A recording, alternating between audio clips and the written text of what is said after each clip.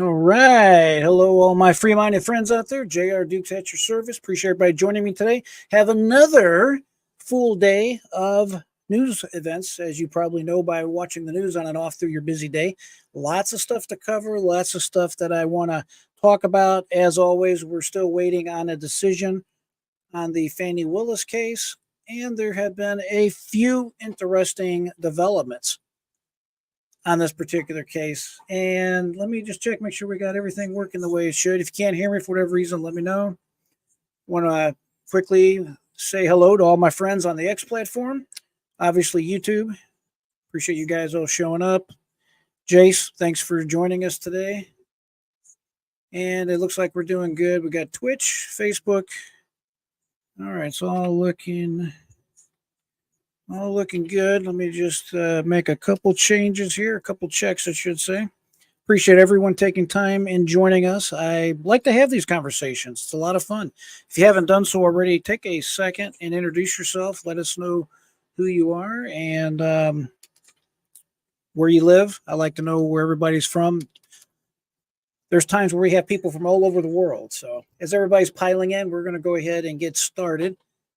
So what another day, what would the day be, is what I should say, without another break in this Fani Willis case? It just seems like, as I've said it many times, and I don't know any other better way to put it, this is the gift that keeps on giving. Everybody can hear me, right? If you can't, make sure you put something in the comment, but my computers all show that we are doing just fine. So, folks, believe it or not, there's another development in this Fani Willis case, a potential major development. And the clue I'll give you is it has to do with the judge this time, which is kind of unusual. I have generally had positive comments for this particular judge, and I still generally have favorable comments for him. But there's been a development that I think might actually make a difference in this case. We'll just have to wait and see how this works out. Let's go ahead and start up and see what we got on the agenda today. Hello, Sapphire Ridge. Appreciate you joining us. Got Mark in the house. Got Jace Clark. Appreciate that. I know some of my other friends are in the room already. I appreciate y'all joining. Shout out to Mark. He has been texting me a bunch of information. On a side note, too, it does appear. Thanks for joining us, Yvonne. Always enjoy having y'all in. I'm starting to get where I recognize everybody now, so that's kind of good, you know. And of course, Megan, thanks for joining, as always. All right, so I'm still working on one little case pertaining to the Fani Willis angle. I have heard and I've seen very little information, but you remember that one attorney that is one of the DA attorneys that was representing Fani Willis, DA Fani Willis, in the motion to have her pulled off the case. Well, as it turns out, the attorney that was representing her, a lady by the name of Anna Cross, has resigned from the Fulton County District Attorney's Office. I have heard very little information about that, but I actually had a viewer of ours, as a matter of fact, I think it was Mark, that actually sent me that information, and I've been checking into it. Can't find a bunch of information on it, but it is a developing story, and I'm sure the mainstream press will pick it up sooner than later. Hello, everybody. I always like to see everybody piling in and introducing themselves. Make sure y'all hit the thumbs up button, like, subscribe, get all that out of the way. Y'all know what needs to be done. I appreciate it. So, why do you think Anna Cross would resign? Now, this is one of the lead prosecutors in this this bogus DA Rico case. It's a bogus case, right? We know it's a bogus case. Everybody knows it's a bogus case. It's all politically motivated. You talk about the fact that they have been trying to hammer Donald Trump on election interference.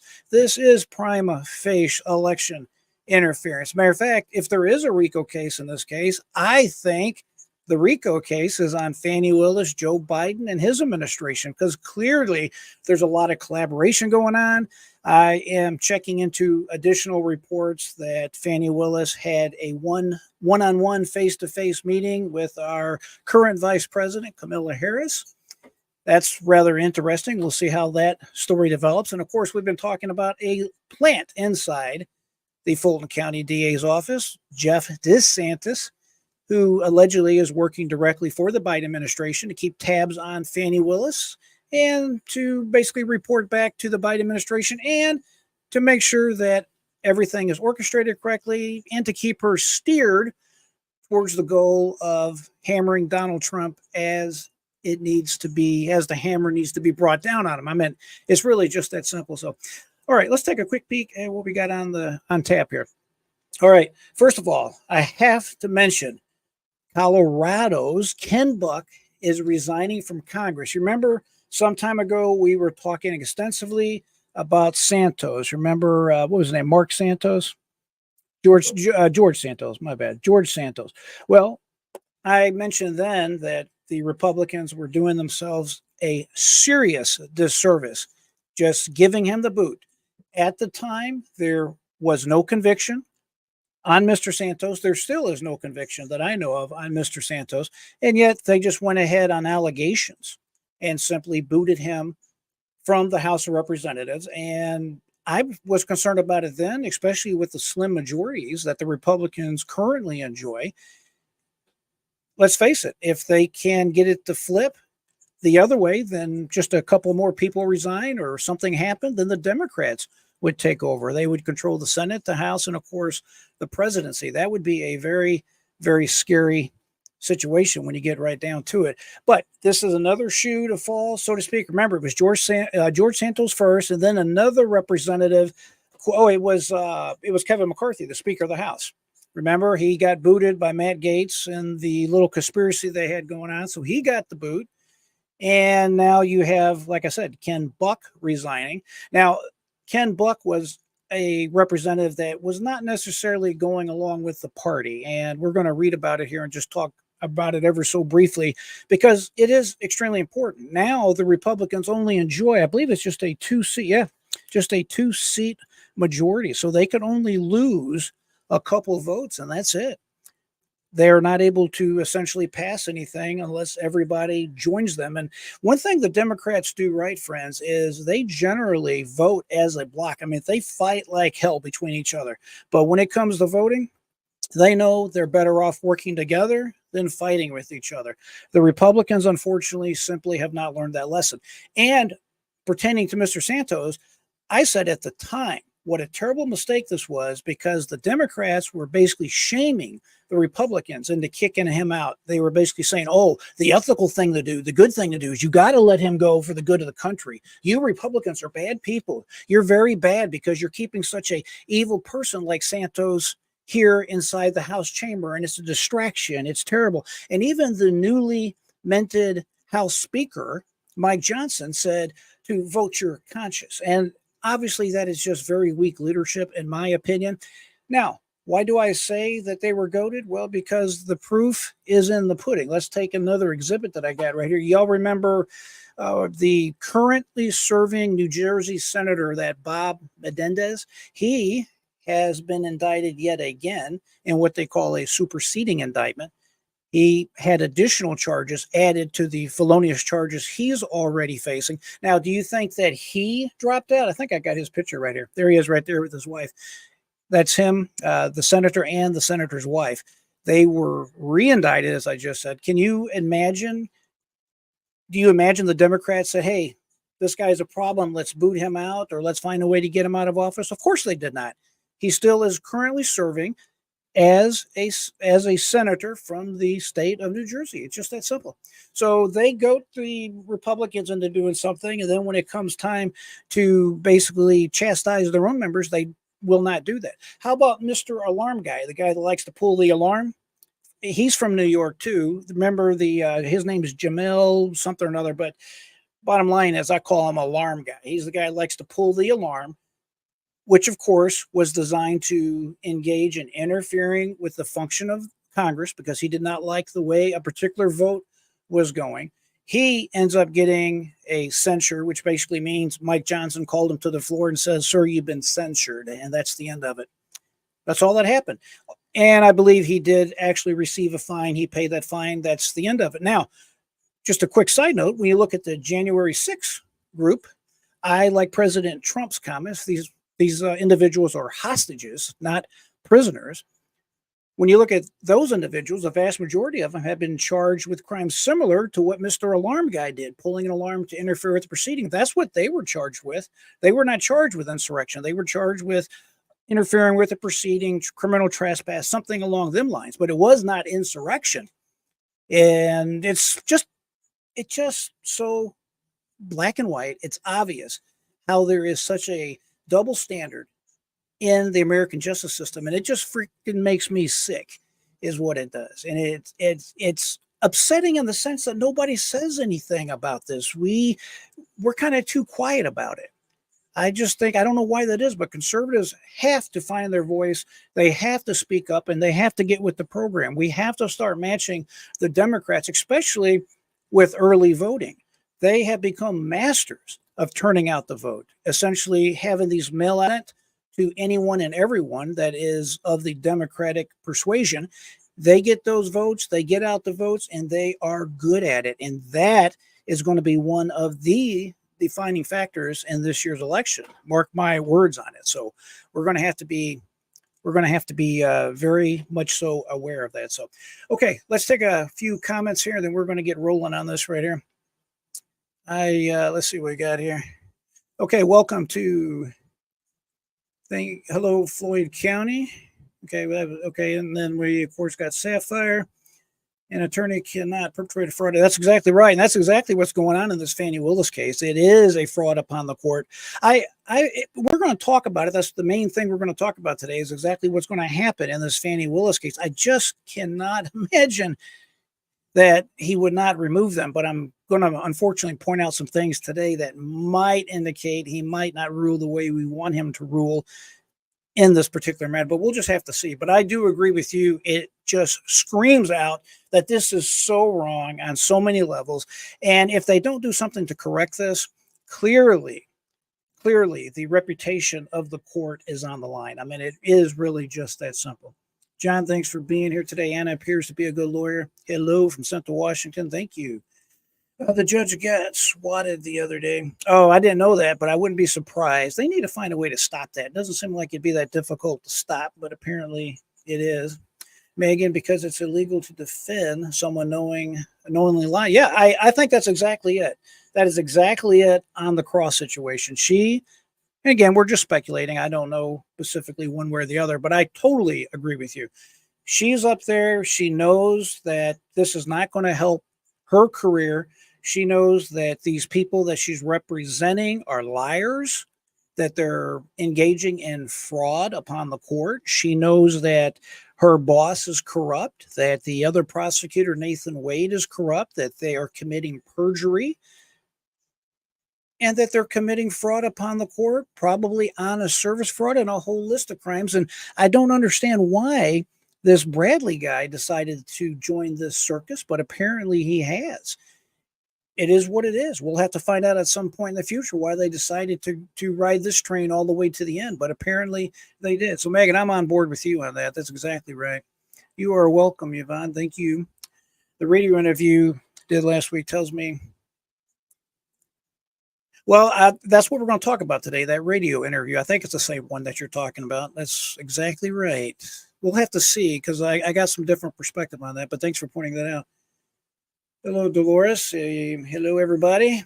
All right, from Arizona. Fantastic. I used to live out in Arizona a long time ago in Phoenix, a little suburb called Chandler. I don't know if y'all are familiar with that or not. I loved it out there. It was different for sure. And I agree with Megan, too. I agree with Megan. Absolutely. And hello to Rosemarie Fiera. She's always in the chat. It's good to see you again. If you have any comment, Rose, go ahead and put it in the chat box here. Okay. All right, let's move on to this first story here. I'm going to minimize myself so y'all can have even a better view. All right, let's take a quick read through this. Colorado's Ken Buck resigning from Congress at the end of next week, which is pretty quick. Normally they serve out their term, but apparently not this guy. At the end of next week, in blow to GOP majority. And of course, that's putting it mildly when you only have the current count, just so you know, it's 431 current representatives. 218 of them are Republican, 213 Democrat. So there's only a 2-vote majority as of the counting right now. So that is not good news for the Republicans. I mean, every vote counts, so literally. unfortunately. All right, Representative Ken Buck of Colorado announced on Tuesday that he'll be resigning from Congress at the end of next week, further eroding the already razor-thin GOP majority for the House of Representatives. Buck made his announcement Tuesday in a press release shared on X. So here's his statement, okay? This is exactly what he said. Statement from Congressman Ken Buck. It has been an honor to serve the people of Colorado's fourth district in Congress for the past 9 years. I want to thank them for their support and encouragement throughout the years.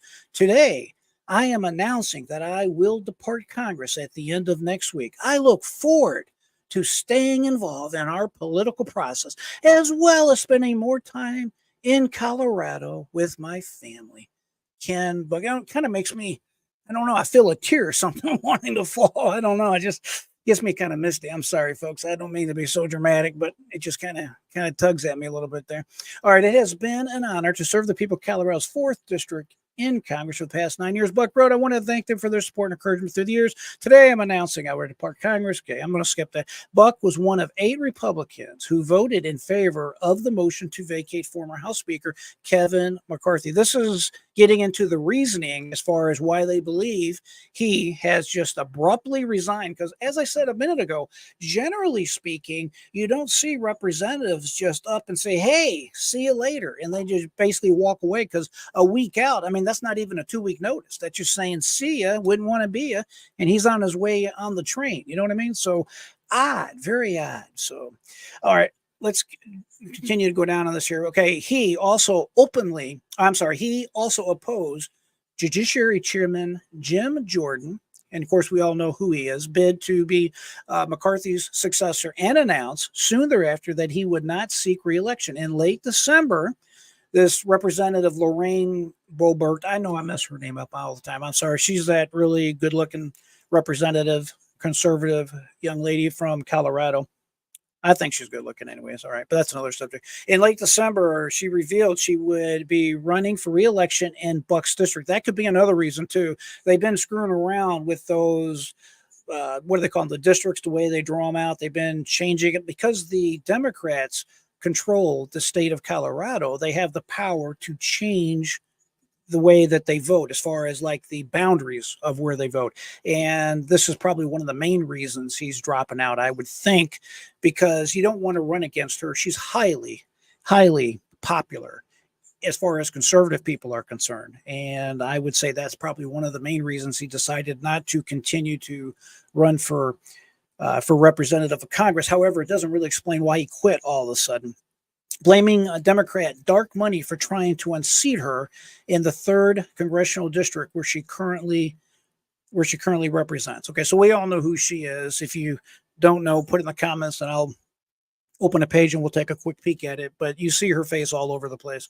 Our Republicans will hold a 5-seat majority, 218 to 213, once Buck is gone. His looming resignation is accompanied by several other Republican departures in the 118th Congress, including those of McCarthy and expelled Representative George Santos.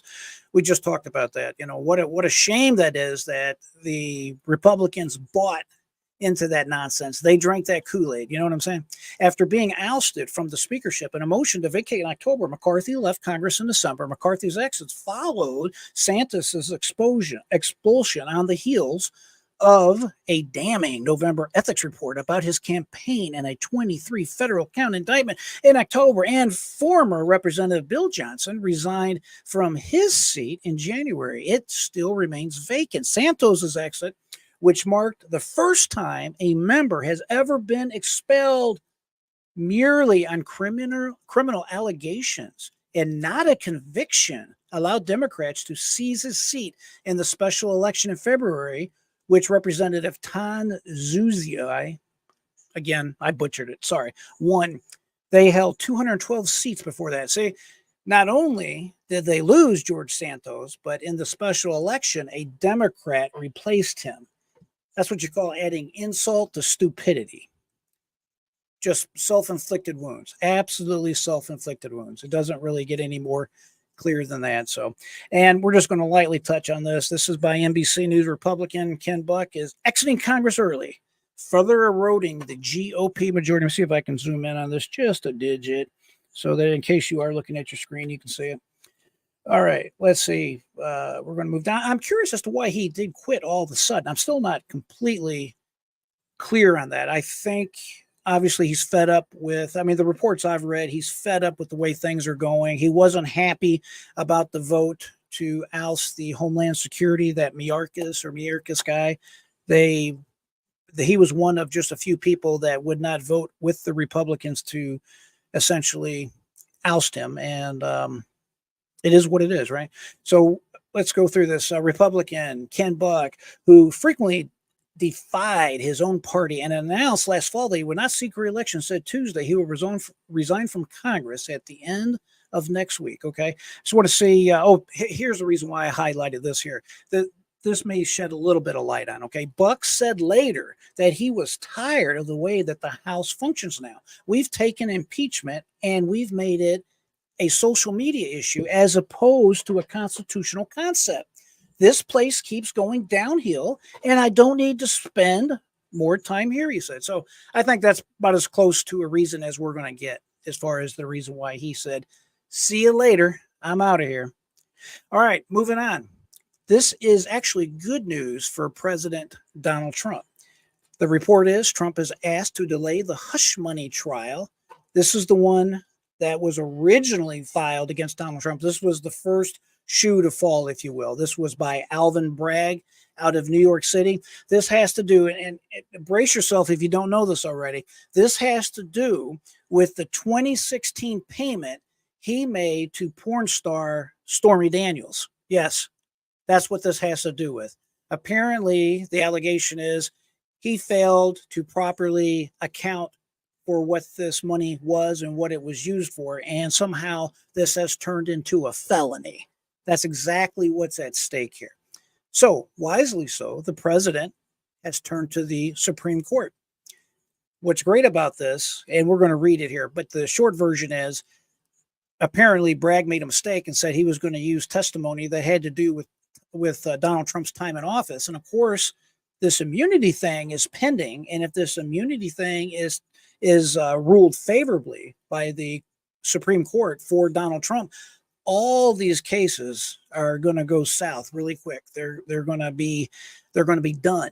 Additionally, even in Bragg's case, if the president has immunity, then none of that is going to be allowed in his trial. So the way I see it, let's read this first, and then I'll tell you how I think it will play out. Donald Trump made a new push Monday to delay his trial over alleged hush money payments to a porn star, asking the judge to pause the case until the U.S. top court rules on his separate presidential immunity bid. Lawyers for the former president, who have repeatedly tried to push back the hush money criminal trial until after November's presidential election, argued that the case should be put on hold because of the Manhattan District Attorney's Office may present evidence of Trump's statements made while president. That's what I was just talking about, those particular payments. Jurors could be barred from hearing such evidence depending on how the U.S. Supreme Court rules on the immunity issue, Trump's lawyers claim. So, nice good looking picture of our president there with a big smile. The immunity case involves whether Trump, now the leading GOP presidential candidate, should be granted blanket protection from prosecution in his federal 2020 election interference case because it involves official acts he took while he was a president. The Manhattan case involved porn star Stormy Daniels. Only in America would I be sitting down talking to 538 folks that the guy that is likely to be the next president of the United States they're trying to put in prison for felonies because he wrote a check to a porn star. It just doesn't even seem right. I don't know. I'm sorry. I'm easily tickled, but that just doesn't even sound real, but that's the world we live in, right? So the Manhattan case involved porn star Stormy Daniels, and Trump's alleged affair with her is slated for jury selection on March 25th. The DA's office has said it may present evidence of then President's 2018 pressure campaign from the Oval Office to threaten his ex-fixer, Michael Cohen. Remember Michael Cohen, the guy that Richie said, I would die for that man. I'd take a bullet for Donald Trump. He used to be on the news everywhere, swearing his loyalty, his divided love and loyalty to Donald Trump. And of course, that had went south really, really quick. That is no longer the case. And of course, Michael Cohen now is a convicted perjurer, a convicted felon. And this is the guy that they're basing this case against Donald Trump on. Kind of shaky, if you know what I'm saying. All right, so is threatening his ex-fixer, Michael Cohen, into not cooperating with the federal probe into $130,000 in hush money payments made to Daniels. The High Court has agreed to hear arguments on Trump's immunity case April 25th, regardless of the outcome. The April hearing date potentially pushes his related election interference trial to next year, handing a potential major win to Team Trump.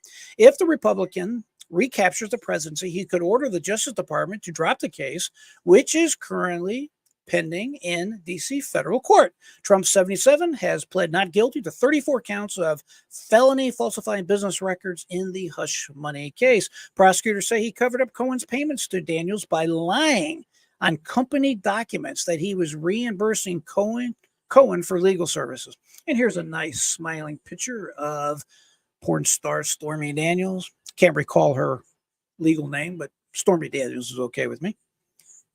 The hush money payments themselves made to hide an embarrassing story about Trump's affair on his wife Melania from voters before the 2016 election breached campaign finance and local election laws, the DA's office said. I don't really understand why a local city prosecutor is enforcing federal election laws. Something sounds really weird right there, but it's clear what's going on. We all know what's going on. They know Donald Trump is in a very good position to become president of the United States once again.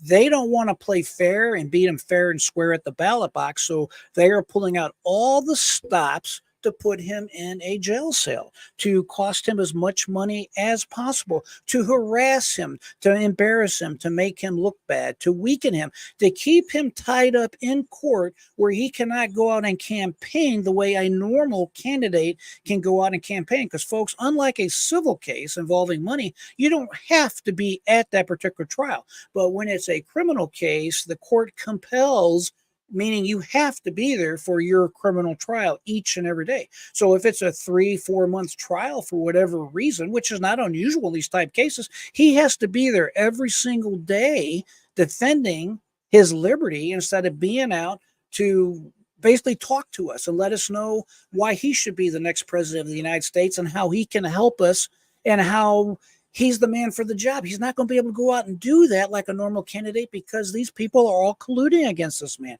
It's just an abomination. It's so shameful. Cohen, who has pled guilty in a separate federal case and served prison time for the payoffs, is expected to testify that he paid Daniels at Trump's behest. Trump's lawyers asked Manhattan Supreme Court Justice Juan Merchan on Monday to both pause the hush money case until the Supreme Court rules and to bar the DA's office from presenting evidence based on Trump's activities as president either way. But the federal judge has already shot down Trump's argument that the alleged hush money itself is presidential activity that Trump should not be able to be prosecuted over. See, that's what I was talking about the other day.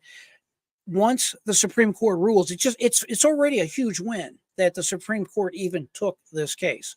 I had a feeling they would. I was seriously hoping they would take the case. They took the case. And what is fantastic about this is that no matter which way it goes, as long as the Supreme Court gives some type of ruling, and you know they're going to have to, that there's some type of immunity for a president in his official capacity, boom, that's it. These cases are tied up because even if the judge re-rules, this Judge Alvin Hellerstein, I guess is how you say it. It doesn't matter what he rules. Let's say he's probably going to rule against Trump again, saying, hey, this is not something that's covered under whatever the Supreme Court says. Hey, no problem.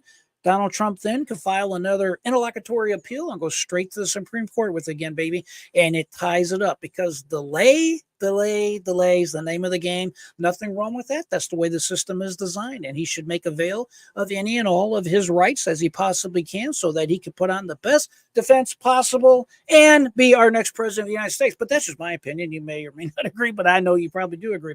The evidence overwhelmingly suggests that the matter was purely a personal item of the president, a cover-up of an embarrassing event, the judge added. Trump's lawyers have argued that Trump and any other president can't be convicted of a crime, even the assassination of one of their political rivals, if they are not impeached by Congress first. The D.C. Federal Appeals Court swatted down that argument in February, but back and forth on the immunity question caused the judge to still push back the trial date in the election case. Trump is charged in that case with conspiring to overturn the results of the 2020 election in his efforts that reached a boiling point when his supporters stormed the U.S. Capitol on January 6, 2021, and disrupted Congress as it was in the process of certifying the election results of the previous November's presidential election, which President Biden won. Boy, I tell you what, that's about the most gentle way I've heard that put by a liberal magazine. Well, I don't know. The New York Post is a little more favorable.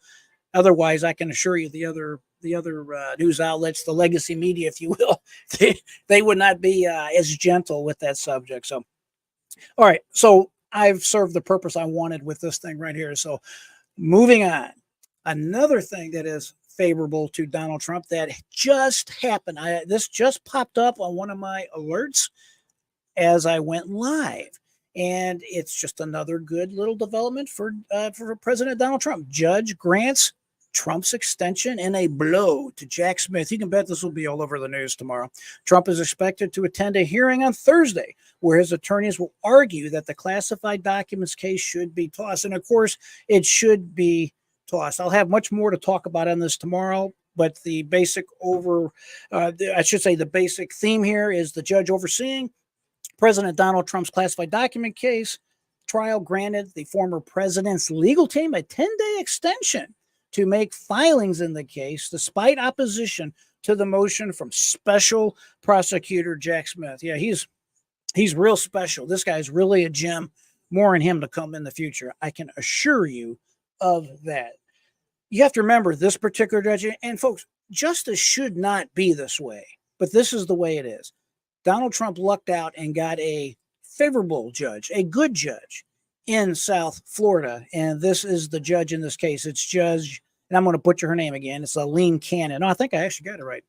Judge Aileen Cannon. She is a judge that Donald Trump actually appointed to the bench. Now, that doesn't guarantee that you're going to get everything completely favorable your way, but it definitely means it's much better than Judge Engeron or one of these other dorks that's out there. I would rather have her. She's going to be much more judicial, much more fair, much more appropriate. She's going to be more balanced about it and not just be angry and trying to take him out so that he cannot be the next president of the United States.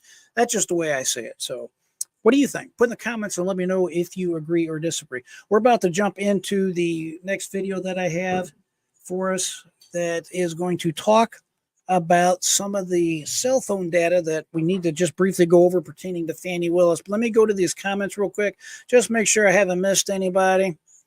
All right. Lilo's back in the house from Atlanta. Good to have you, my friend. Gloria, thank you for joining. Always appreciate you being here. Let's see. I think Bradley was threatened because Wade met with Bradley and his attorney 6 weeks ago, and then Bradley got amnesia. I don't know. It may be that way. There's something there. We now know that Fani Willis made a phone call to Bradley at some time prior to January 1st of this year and essentially said, they're coming after us. That's another story that we covered, and we will be drilling deeper into this. My personal opinion, and it's just my opinion, and it is highly subject to change, and it could be wrong. I pretty well tell you when I think I'm right. I pretty well tell you when I'm just guessing. I think this is more of what I call an educated guess. I think originally he's had some kind of falling out with Donald Trump. I mean, not Donald Trump. He had a falling out with Nathan Wade. He used to be Nathan Wade's ex-partner. You're an ex-partner for a reason, folks. There's a reason you're an ex-partner and not a current current partner.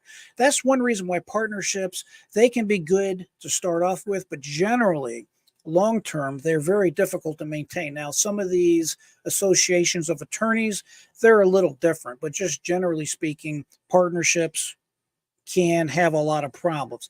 And in this particular case, what I believe and what I understand and what the testimony points to, and if you're conflating a lot of things and mashing it together, what I think happened is you got Bradley here. Make sure I get his name right. Yeah, Terrence Bradley. He's essentially, well, he likes women. I mean, I can respect that. I like women too, right? So he likes the girls in his office, and he's breaking one of the cardinal rules of business is he's having relationships with people that work as his employee. That's not a good idea. And unfortunately for him, one of the ladies apparently said that he committed a sexual assault against her. Now, I don't know what the facts are, and I don't know who's right or wrong. However, understandably, this upset Nathan Wade, and he decided he no longer wanted to be partners with him. And apparently, Terrence, I guess you would say, had an axe to grind, if that makes any sense. He was not happy about this situation of basically being given the boot. So when he made contact with Ashley Merchant in January of this year, and if you remember the testimony in front of the Senate, what was it, last week, involving the great and beautiful and very talented Ashley Merchant, she spilled all the beans on exactly what happened here. And I'll have to go back and check my notes, but they got together. They saw each other. Something happened. They started chatting it up. Then it switched to text messaging, and he was all too happy to help Ashley Merchant in any way she needed help. He was able to verify facts. And of course, the state was trying to say he was just speculating, but that's a crock. You know it's a crock. I know it's a crock. Ashley Merchant was asking him, hey, check out this, check out that. And I believe one of the questions was, are you sure that Fani Willis and Nathan Wade were together at this particular date? He didn't say, well, I'm just speculating. His response was, absolutely, absolutely. You can't really get any more clear than the word absolutely. I guess you could stand up here in Florida and scream bingo, but I meant you get what I'm trying to say. It's absolutely. He was absolutely certain of what the facts were. So what happened between January and February? What happened between then and now? By the way, Ashley Merchant, I am so happy that she had the presence of mind to have a special phone for this conversation and to keep these text messages, because remember, the state was coming after her for sanctions.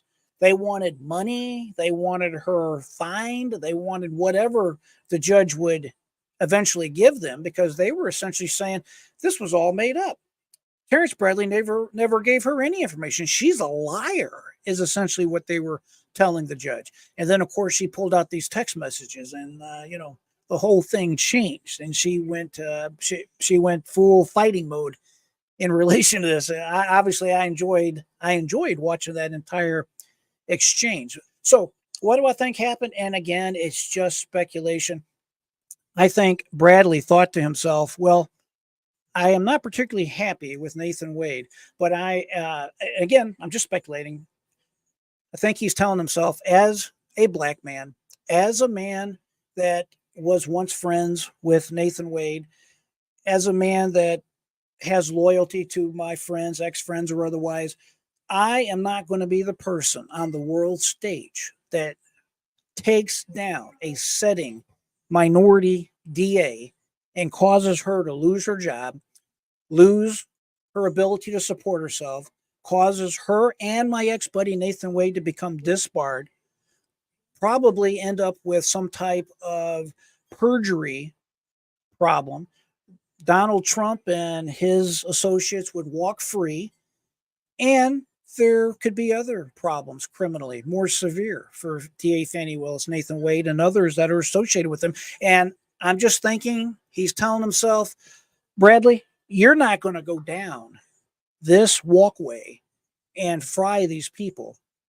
You're just not going to do it. And I think that's what happened. I don't have any other proof other than just what I think has happened. If you have another theory, put in the comments. I'll read it. We'll see what the theory is. I think it's an interesting thing to talk about. But that's what I think happened. Right or wrong, that's what I think it is. Kim, thanks for joining us. Good to see you again.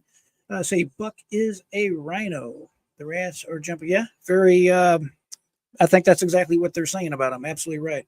Some legal analysts believe McAfee will remove Wade and he will let the Bar Association handle Fani. I hope not. He needs to remove the whole office. I totally agree. We're about to watch this video in a second, and we'll see if you have a change of opinion on that, because we'll see. It's going to be this video I got coming up is pretty interesting. Make no mistake about it. So, say Buck is anti-Trump and Lauren is very popular, and so it's a good thing. Yeah. Yeah, I got you. Hey, welcome to New York in the house. Thank you for being here. Hello, Charles from Tennessee. Good to see you again, my friend. Trump 2024. Amen and amen. Rotten in Denmark, but Fani is the illustrious potentate. I hope I said that right. All right, Charles, another one from. Yep. Okay, agreed. Thank you. Thank you, Joanne. And Michigan in the house. Rotten is back again. Here, see Bradley believe they're still friends until, yeah, napalm. Oh, yeah. Yeah, something there. All right, Gloria, I read Bradley didn't like the way Wade treated. Yeah, I heard that too. His ex-wife and the way Wade handled the divorce with his ex-wife. Very, I've heard that story too. So I'm not sure if I believe that or not. I always question these individuals that seem like they have these high morals and they're judging other people, and yet they're in court committing criminal acts. They're in court committing perjury. They're in court effectively helping others perpetrate a fraud on the court. They're just outright lying. I don't know about you. That kind of makes me judge critically exactly where their heart is on something. You know what I mean, Gloria? I'm not saying you're wrong, sweetheart, so don't misunderstand me. I think there may be a little piece of that there, but it just makes me think, appreciate your comment. All right. Trump will find a way to campaign. Yeah, I've heard that too. He says if he has to, he'll stay in court during the day, do what he's got to do in court, and then at night, he'll be partying all night long with his peeps. So whatever it takes, folks, is whatever you got to do, whatever you got to do. So, all right, we're going to jump into this next little video that I got for us here. Let's take a peek at this. Stop sharing. You're ready. I'm going to go ahead, and what we're going to do, this next video is pertaining to cell phone data, pertaining to Fani Willis, and y'all are all familiar with the, hang on one second, let me get us into the share screen. Sometimes it's hard to walk and chew gum. Does that make any sense? If I take just a second, I can do it correctly. There we go. Okay, now we're in good shape. Let me minimize myself. I think last time when I had a mess up, I wasn't paying attention to what I was doing and then hit the wrong button and it wouldn't play properly. So let's go ahead and take a peek at this. This is interesting on the cell phone data. Then we're going to move on quickly. We could also get a decision at any moment from the judge who was overseeing Fani Willis's misconduct case. He will decide whether the Fulton County District Attorney prosecuting former President Trump in the state's election interference case can stay on the case or get kicked off. The pivotal issue, a romantic relationship she was having with married special prosecutor Nathan Wade, whom she hired for the case. A lot of conflicting testimony. Yeah, they both took the stand. Remember, we covered that live. And all the conflicts in their testimony about their relationship, the timeline, all the cash involved. Democratic Georgia Senator Raphael Warnock dodged on whether Fani Willis will be disqualified. I know that there are folks on the other side of the aisle, unfortunately, who are trying to lean in here and put their finger on the scale. I'm not going to pile on. I think this case is being played out before a judge, and that judge will have to make a decision not based on optics, but based on the law. And that's the one. He's given one of those answers that politicians give. It didn't take him long to become a politician. He knows not to give an answer. He's going to offend too many people that clearly see what's going on with this Fani Willis case. He's not willing to die on that cross, so to speak. Wonderful thing about America, we believe that no one is above the law, including Donald Trump. Trey Gowdy says the issue actually is bigger than Fani Willis. The question for President Trump and other co-defendants is whether or not the indictment is legally sufficient. And even if it is not, they're just going to go get another grand jury to indict him again. We got to fix the underlying pathology, which is a politicization of our justice system.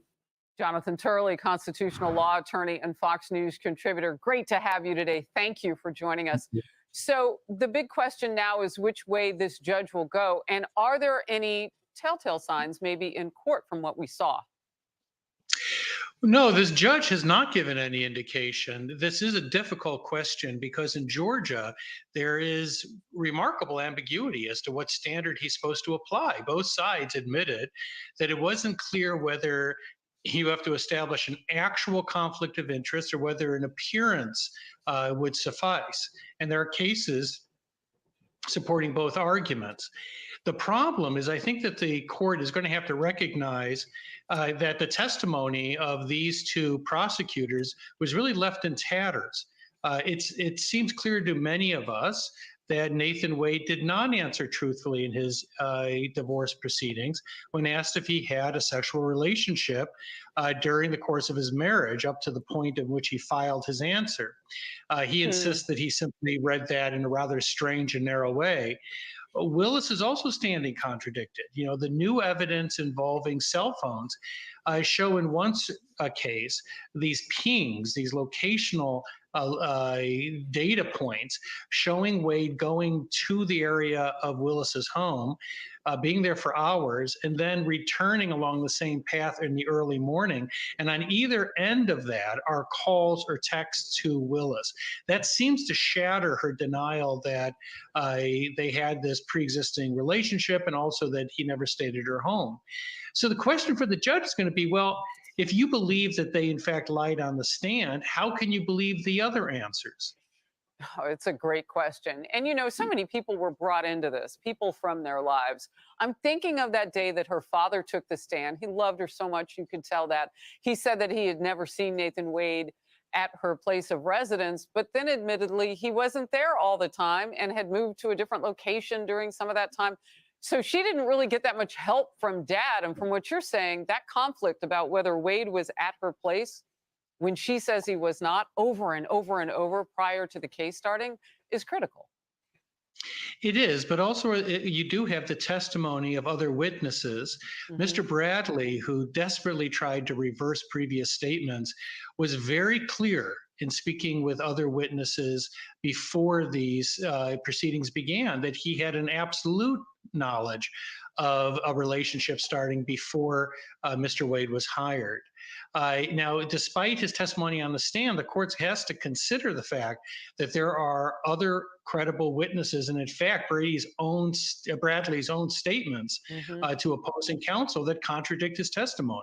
Yeah, it's so interesting. And you said an absolute knowledge of that relationship because he used the words absolutely about that relationship in a text message. Okay, let's move to this. The New York City Fire Department is investigating the reception that New York Attorney General Letitia James received at a promotional ceremony last week. She was met with... Did y'all see this part here with the Donald Trump crowd? The firefighters were screaming, Donald Trump. This is kind of cute. If you haven't seen this, we're going to watch this second. Boos and chants, and the chanting said, Trump, Trump, Trump. Watch. Oh, come on. We're in a house of God. First, being in a house of God did not stop Fani Willis from blaspheming, so why should it stop her? Simmer down. Thank you. Thank you. Thank you for getting it out of your system. I want to thank Commissioner Kavanaugh and Chief Hodgins for... That's hilarious. Here's a quote from the fire department leadership. We are looking... All right, that's enough of that particular video. The truth of the matter is, it's probably best if you are not interrupting a speaker and you're dressed as an official. You're at an official event and you are having a dignitary such as the Attorney General there. It is disrespectful.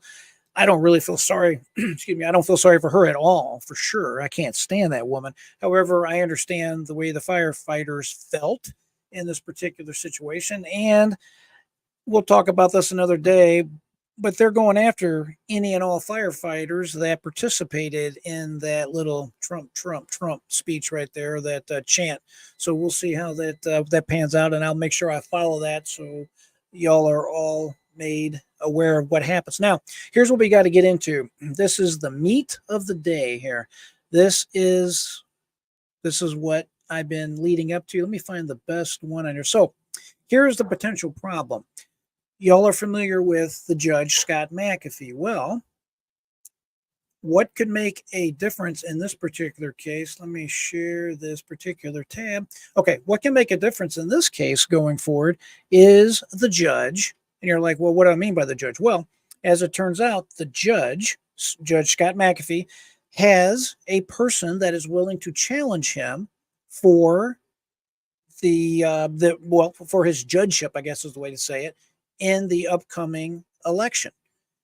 Rarely, I got to emphasize this, rarely does a judge normally lose his seat when someone challenges them. Generally, once you're appointed there, this particular judge was appointed by the current Governor Brian Kemp. And he has a reputation, talking about the judge, he has a reputation as a quiet man, which we all could see during the trial. He has a reputation of being very conservative. When he was at Emory University, he was part of many different conservative organizations. He is considered to be the type of judge that tries to go back to what we call original construction. They are the type of individuals that a lot of politicians, specifically Republicans and conservatives, want to put on the bench, because instead of making up the laws or trying to come up with some new interpretation of whatever, these type of judges generally go back and look at, what did our forefathers, what did the people that actually started this country, what did they have in mind?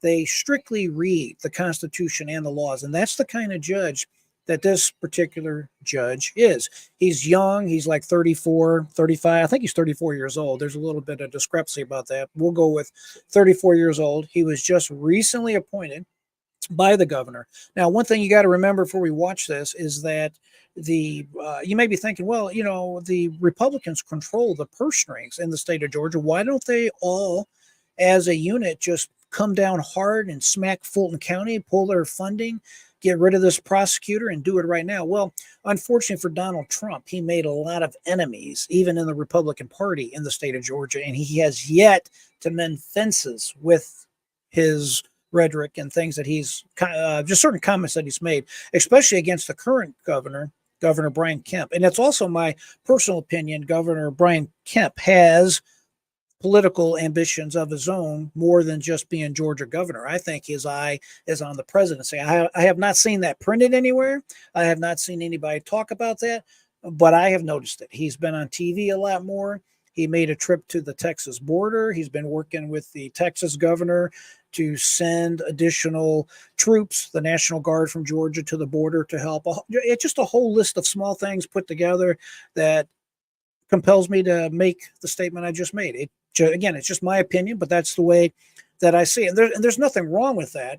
But generally, somebody with ambitions like that's going to be very careful about what they do and what they don't do. So you had Donald Trump make enemies, if you will, of the then Secretary of State. Remember that, what was that? Rothenberger was his name. The guy recorded the conversation. Listen, that reminds me of something else too. Yet another Fani Willis exclusive. And this is just breaking. I'm getting the details, and I'll report back tomorrow, the next day, as soon as I have the facts straight. But while I'm thinking about it, I have to tell you this. So, you know, the perfect phone call that our president mentioned pertaining to when he called the state and say, hey, I need you to find 11,000 votes. Well, everybody thought that the call was between the president in one state and the Secretary of State in the state of Georgia. The reason why that matters is Georgia is what they call a one-party consent state to a phone recording. So in other words, if you want to record yourself on the phone with somebody in the state of Georgia, it only requires the permission, if you will, of one party. In other words, you can call someone and not tell them that you're recording them because you're giving yourself permission to record the phone call. Does that make sense? Well, the reports that I am receiving state the following. The phone call was set up and routed through the great state of Florida, where I'm at right now.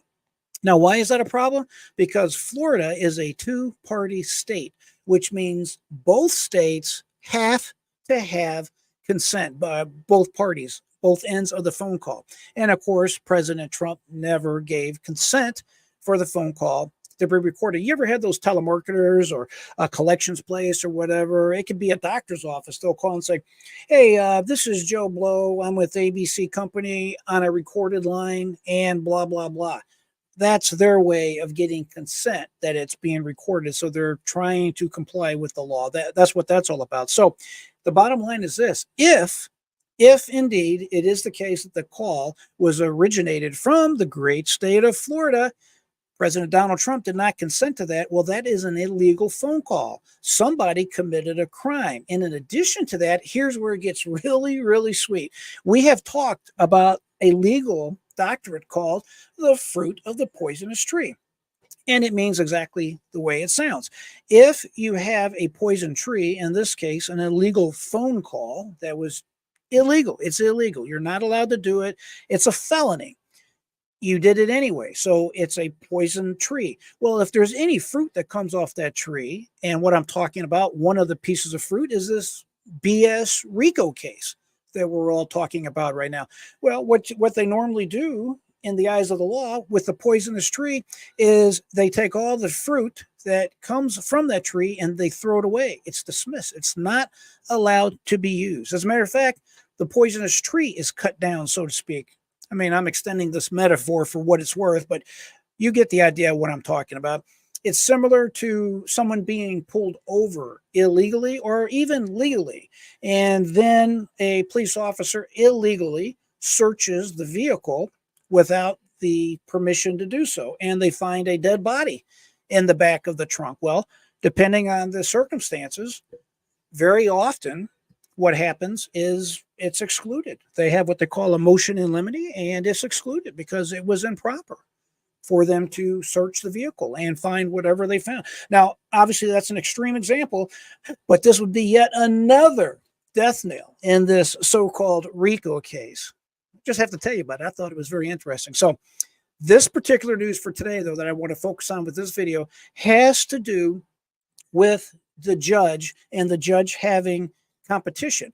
The speculation is it could, and I have to admit, it very likely might affect his decision. People will say, oh, no, I don't allow things like that to affect my decision. The law is the law. I call it like I see it. But when you're 34 years old and you make your money by being a judge and you're an elected judge on top of that, you don't want to do something that makes your constituents mad at you. Individuals that are voting for you, you don't want them mad at you. You want to be seen as a good, fair judge to the people that are going to keep you in that position. He was appointed by Governor Brian Kemp, but he's going to stay there at the sole election and will of the people of Fulton County. And Fulton County, as I've told you many times before, is a minority county, and it's heavily, heavily Democratic. So that is unfortunately the news that might actually bode well for Fani Willis and 8th Wave. But as I've said many times before,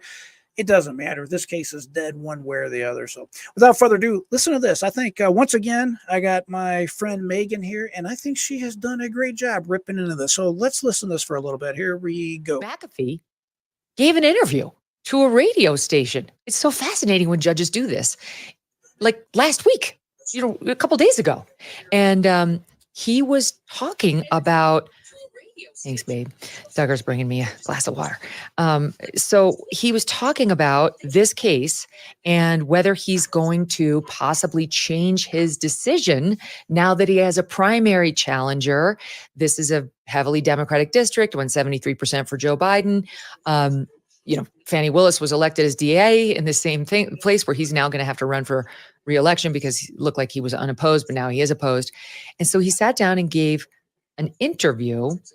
And I'm trying to get the name of the radio host that he gave it to. I'll play it in a second. But take a listen to him. Oh, Shelley Winter saying he is not. Do not fear. He will not be changing his opinion based on the new challenger. Watch.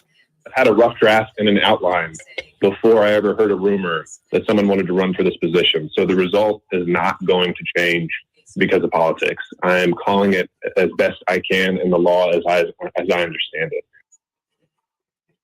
Ooh, so that's interesting, Mike, that he had a rough draft already, and he's reassuring everybody that the new challenger, who's considerably to the left, and he's more on the right, is not going to make him change anything. Do you believe it? No, I don't. I'm very concerned about the politics here. I think that this is a young Kemp judge. He is in a very Democrat area in Fulton County. And the fact that he said he was going to wait 2 weeks to make his decision, though, during that 2 weeks was the filing deadline to figure out whether he was going to get a challenger. And sure as hell, he got a Democrat challenger. So I do think the politics are at play here. And exhibit A of the politics being at play is he's on a radio show announcing that his what his decision is going to be and how it's not going to change. What can we glean? That is a good point. I am very concerned whenever I see judges, especially elected judges, on the radio or giving a press conference or talking. It is concerning. I think the speaker's making a very good point, and he calls it right. It's exhibit A as to why it might be bad news for Donald Trump. This is from an article in the New York Times, Dave, reporting on this interview he gave, but we pulled the clips. What can we glean from the following answer where he's talking about his children? As Mike points out, he's only 34, young man. He's younger than all of us. I mean, he's a babe, but he's doing a good job. So listen to what he says about his children. I've got 2 kids, 5 and 3. They're too young to have any idea of what's going on or what I do. But what I'm looking forward to one day is maybe they will grow up a little bit and they ask me about it. And I'm looking forward to looking them in the eye and telling them I played it straight and I did the best I could. I like that. What do you take away from those 2 sound bites? I like it too, Megan. I read the article, saw the interview, and look, I take him at his word. And it is funny that I'm the one defending the Federalist Society judge, whereas Mike doesn't have much faith in him. Federalist Society, that's one of those conservative groups I mentioned a minute ago that Scott McAfee was a member of when he was at Emory University. I think it's true. I like what he's done. And people on my side of the aisle have been critical of him, saying he's allowed this to become a circus, but I don't blame him for that. Remember, it was Nathan Wade who submitted the sworn affidavit saying that the relationship didn't begin until afterwards, and I got repaid half. And because they did that, that made the issue of lying important. And that's why he had to do all these interviews and hearings. And so I think he has done well. He's got a lot of gravitas, even though he's only 34 years old, too young to be president himself, mind you. But that's the one benefit of a receding hairline. He just looks a lot more serious. It's true. It does show his lack of vanity because you don't really have to have a receding hairline like that at age 30. See, if the hairline shows that you're not vain, then I definitely qualify for that. 34 in modern day America. 34 years old, went to Emory, led the college Republicans, an accomplished cellist, went to University of Georgia Law School, was in the Federalist Society, clerked or interned for 2 conservative judges on the Georgia Supreme Court, but also there's this line item, he gave $150 to Fani. We talked about that. So did Dave. It wasn't that big a deal, but he worked for Fani Willis, Mike.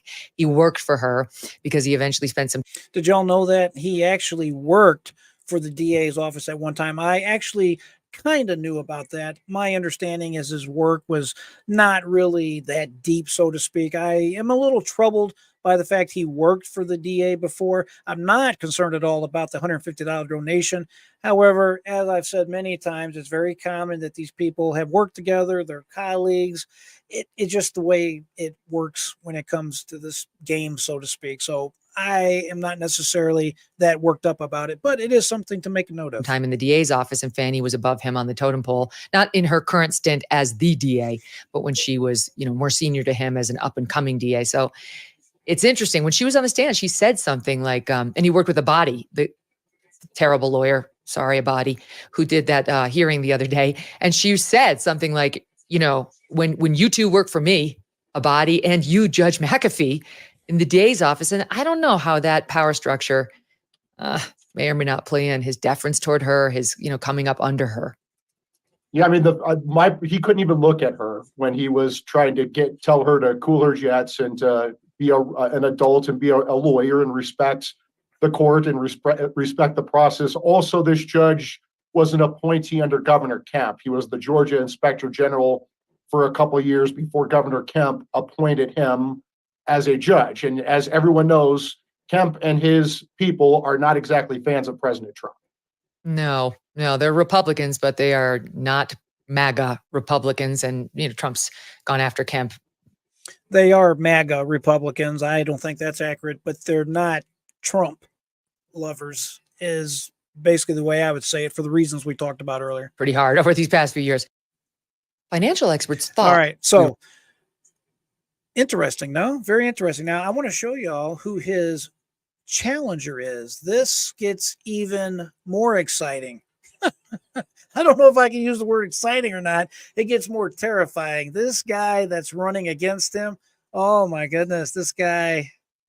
Well, let me see if I can get this to pull up, and we'll just kind of take a peek. This guy's name, just for the record here, his name is, he's obviously an attorney.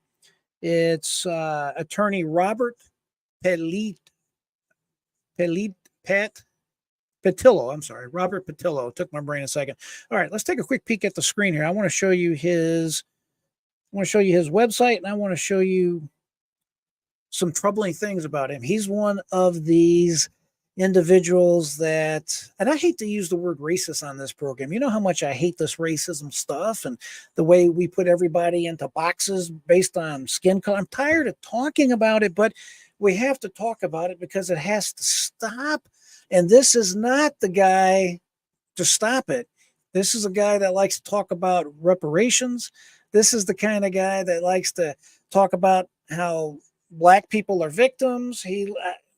Listen, this is the kind of guy that will get you riled up really quickly. So I'm just going to give you a nugget so you can kind of taste what he's about, so to speak, and we will explore this further. So let me go ahead and load this video, and you tell me if you agree, because it is a little troubling, this particular guy. So here we go. Let's take a quick peek and let's see what this guy's all about. I think you know everything about Dr. Martin Luther King Jr., you'll learn some more. And joining us to talk more about Dr. King's legacy is the executive director of the Rainbow Push Coalition, Robert Patillo II. Thank you for starting your day on BNC. Boy, it's just remarkable. Just a fascinating piece. For those who may not know, tell our audience about the Rainbow Push Coalition. Tell us about it. Well, one of the things I think is important for people to remember is the Rainbow Push Coalition was created by the merger of the organizations and kind of the So if you didn't follow this already, this video is a few years back, but this gentleman was the head of the Rainbow Push Coalition. I believe that was one of the groups founded by the Reverend Jesse Jackson. Not that there's necessarily anything wrong with the group. I just want to make sure you understand the politics that we're talking about here, and you can listen to a little bit of his views and the way he sees the world. The 1984 and 1988 campaigns of Reverend Jackson. Reverend Jackson were pushing these things after being put on assignment by Dr. King. The reason that I think it's important to look at the history of many of these organizations is because we've allowed the history of the civil rights movement in many ways to become gentrified, that they tell us the story they want us to know about our own history. The great things about being in Atlanta, when you were in Atlanta, Sharon, is we had people like Joseph Lowery, C.T. Vivian, John Lewis, James Orange, and many of the other legends of the civil rights movement who are there to give firsthand accounts, and we have to preserve that history on our own, because what we're seeing now is groups that are antithetical to everything that the movement meant are now taking those talking points for their own. You know, I saw Ted Cruz and Rand Paul. This guy is painful to listen to. He goes on talking about school books for Black children are written by white people. I mean, it gets really, really painful when it comes to the subject. And this is the kind of individual that probably has a good chance to replace Judge Scott McAfee. Unfortunately, I wish that wasn't the case. but this individual, believe it or not, is considered rather conservative as far as Democrats are concerned, because I've done a lot of research on him. So here's the plan. We have been just over an hour, so we're going to land the plane at this point. But what I wanted to let you know is tomorrow, make sure you join me. Lord willing, I'll be right here, and we're going to take a deep dive on exactly who this guy is. And I have a list of other Fani related, let's just say Fani related items to go over, and I'm going to be following all of these stories. You guys know that. I really appreciate each and every one of y'all joining me tonight. Really, you guys are the best. Appreciate all the comments, appreciate the love and support. You guys are the best. Make no mistake about it. I sincerely appreciate it. I always say, keep that mind free and never give up. And until next time, my friends, I am J.R. Dukes.